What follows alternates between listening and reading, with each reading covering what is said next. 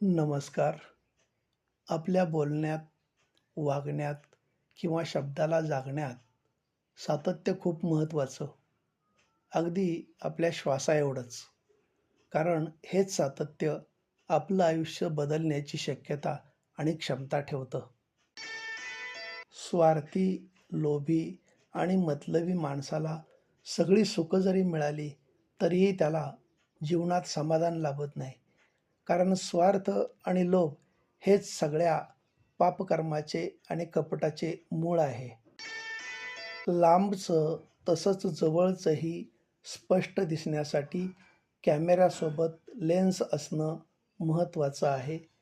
तसंच सर्व गोष्टी व्यवस्थित समजण्यासाठी माणसाकडं सेन्स असणं गरजेचं असतं. संपत्ती आणि सौंदर्य पाहून विचलित होतं ते मन. कर्माची जात न बघता पदरात पडते ते नशीब. वेळ टळून गेल्यावर शेवटच्या क्षणी जिंकतं ते सत्य.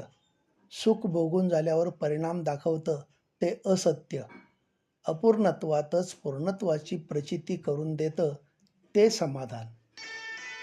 खरं तर सगळ्याच लोकांनी आपल्याला योग्य प्रकारे समजून घ्यावं अशी अपेक्षा करण्यात तसा काय अर्थ आहे? कारण तराजू हा फक्त वजन करतो, वजन दाखवू शकतो. दर्जा आणि गुणवत्ता दाखवण्याचं सामर्थ्य किंवा परिमाण तराजूमध्ये नसतं. धन्यवाद.